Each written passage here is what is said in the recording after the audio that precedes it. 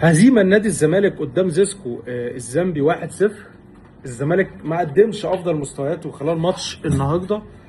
بس لو هتبص لقائمه الزمالك والغيابات اللي في نادي الزمالك الحقيقه هتلاقي الوضع طبيعي جدا. الزمالك يعني بخلاف اللعيبه اللي ما سافرتش، كمان الاصابات اللي عند نادي الزمالك زي محمد صبحي اللي ما بداش تشكيل النهارده، فانت كنت مجبر على تشكيله معينه ومجبر كمان على تغييرات معينه. في الاخر كابتن معتمد جمال ما حدش يقدر يلومه، ما حدش يقدر يقول له انت غلطان او انت مقصر او اي حد من اللعيبه مقصر. لا، انت بتلعب وفق ظروف اضطراريه وازمه، غيابات كتير جوه نادي الزمالك. لكن المطلوب من اداره نادي الزمالك واداره الكوره في نادي الزمالك ان انت في بعض اللعيبه لازم يبقى موقفك حاسم معاها، تحدد قرارك ايه. اللعيبه دي هتكمل مش هتكمل، هتتعاقب مش هتتعاقب. لو هتعاقبها من وجهه نظري شايف ان العقوبه الماليه احسن. حكه ان انا افضل مستبعد اللعيب، انا اللي بخسره مش حد تاني، لان انا عندي مشكله ايقاف قيد ومشكله ان انا بعت بعض اللعيبه، فما ينفعش ان انا كمان اعاقب بعض اللعيبه بالاستبعاد ايا كانت الغيابات ايه وايا كانت المشكله عندك ايه. بس في الاخر انت بتلعب وفق ظروف اضطراريه وازمه فنيه جوه نادي الزمالك. بعد الماتش على طول انا بالنسبه لي في قرار مهم جدا اتخذ من اداره الكوره في نادي الزمالك، افضل قرار بعد الماتش على طول. نادي الزمالك خاطب رابطه الانديه نقل ماتش سموحه يوم الاربعاء لاستاد هيئه قناه السويس باسماعيليه. كمان الزمالك تواصل مع كايزر تشيفز الجنوب افريقي ونقل ماتش الجوله الاخيره في الكونفدراليه يوم السبت كمان لاستاد هيئه قناه السويس. المفروض الماتش كان في ملعب السلام، الزمالك طلب ان الماتش يتنقل لاستاد هيئه قناه السويس بشكل رسمي.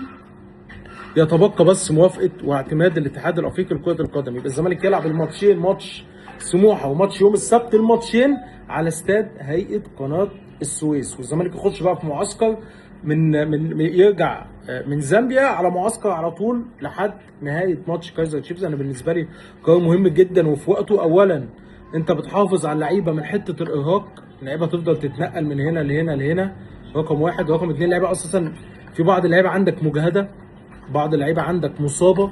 ثالث حاجه ان انت تحافظ على تركيز اللعيبه، لان الماتشين الحقيقه في منتهى الصعوبه والاهميه. ماتش سموحه لازم تكسب، المنافسه على بطوله الدوري، واي فقدان لاي نقطه دلوقتي هيضر بنادي الزمالك وهيأثر عليه معنويا. كمان ماتش يوم السبت في الكونفدراليه الزمالك لازم يكسب عشان يتأهل، لازم يكسب عشان يتأهل.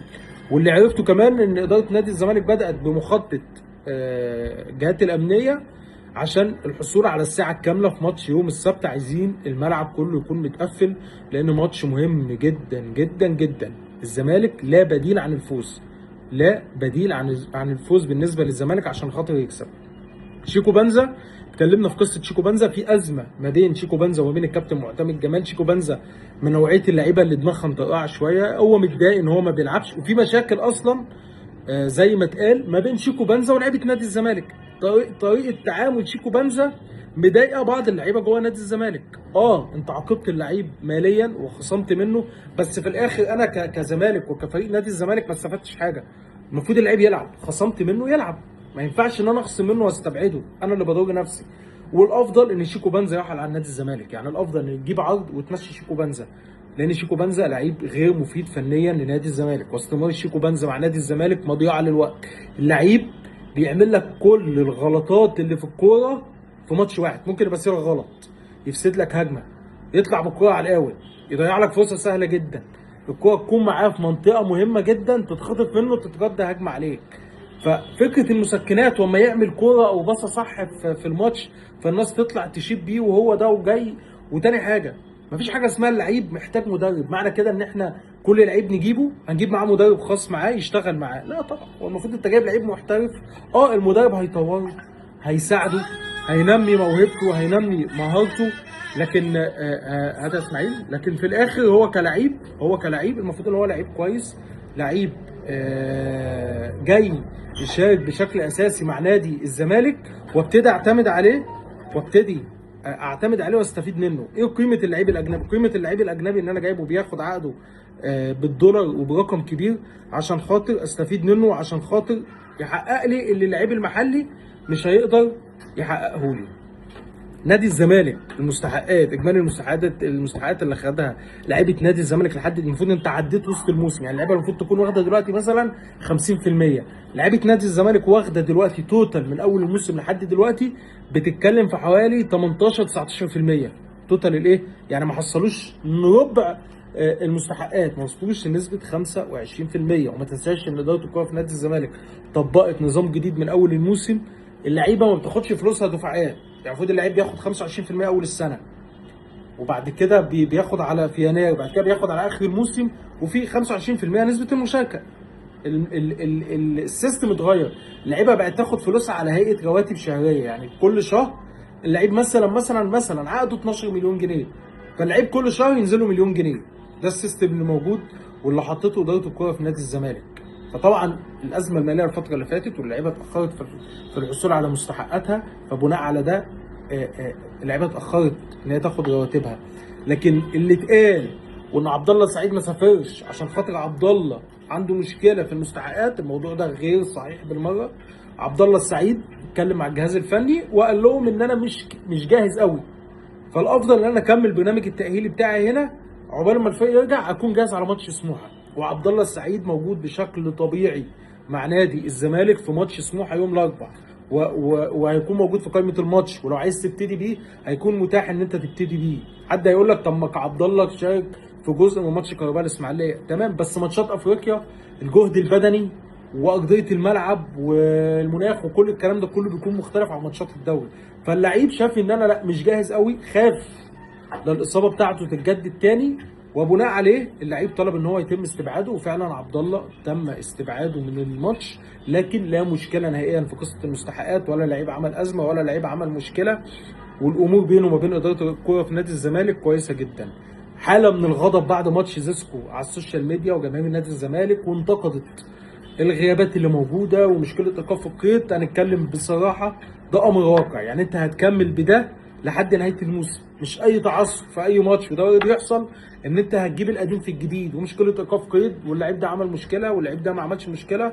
انت بتتعامل مع امر واقع، زي ما كابتن معتمد جمال بالنسبه له دلوقتي بيشتغل امر واقع. اللعيبه اللي موجوده عنده هلعب بيها، الناشئين اللي موجودين ده تقدر تقول بقى لعيب ناشئ ان انا اطور مستواه. لكن ما تقوليش واحد زي اخوان بالزيرة ان هو يجي عايز بقى مدرب يطور مستواه يقول له الفينش ازاي. طب ما ينزل يلعب مكانه، طب ما اجيب مدرب مع مثلا مع اللعيب الاجنبي واقسم العقد بينهم هما الاثنين. لو انا جايبك وانت مش توب يبقى تقعد في ناديك احسن، سهله. لكن انا مش جايبك لسه هطورك، امال انا بديك عقدك ليه بالدولار؟ خلاص يبقى انت تاخد زيك زي اللعيب المصري واتعامل معاك بالمفهوم ده. لما مستواك يتطور ولما ادائك يبقى توب، في الحاله دي ان انا اديك عقدك بالدولار واديك رقم كويس. اداره الكوره في نادي الزمالك، اداره الكوره في نادي الزمالك بتحاول دلوقتي تحل اكبر قدر من المشاكل جوه فريق الكوره، بتحاول تحل اكبر قدر من المشاكل جوه فريق الكوره. بعض اللعيبه ترجع وتشارك تاني.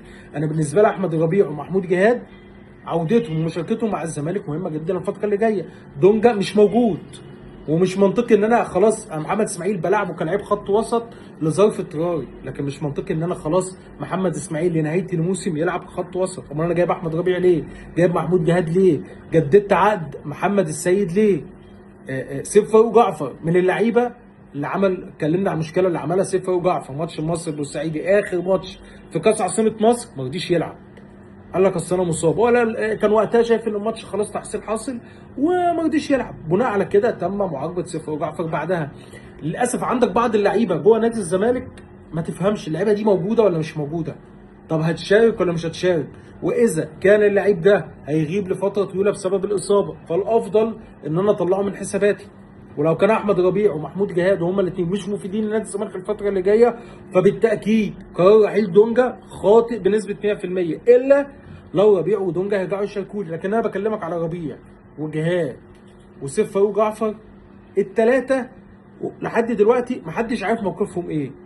ما انا ما بعملش قايمه بست سبع لعيبه في مركز واجي مع مرور الموسم ما استفدش باي لعيب منهم، يبقى انا كده ما عملتش حاجه. بالعكس انا اللعيب الاساسي اللي عندي والعنصر الاساسي اللي هو دونجا بعته، يعني اللعيب الوحيد اللي هو خط الوسط الاساسي بعته. ابيع دونجا لما يكون عندي اتنين هيعوضوا غياب دونجا. في الاخر على فكره محمد اسماعيل لو غلط محدش هيقدر يلومه، هيقول لك في الاخر هو اللعيب كتر خيره اساسا بيلعب دفاع بيسد مشكله عندك في وسط الملعب، فما اقدرش اقول لاسماعيل انت غلطان او انت عملت الغلط ده. بالعكس اسماعيل بيحاول يبذل قصارى جهده، بيأدي المطلوب منه. انت في مرحله دلوقتي جوه فريق جوه في نادي الزمالك مش قادر تقول لاي حد انت غلطان، وما تقدرش تحاسب اي لعيب او تحاسب المدير الفني وتقول له انت قصرت. لما تديله كل الادوات والقماشه اللي موجوده على باقي الانديه تقدر في الوقت ده تحاسب اللعيبه وتحاسب المدير الفني.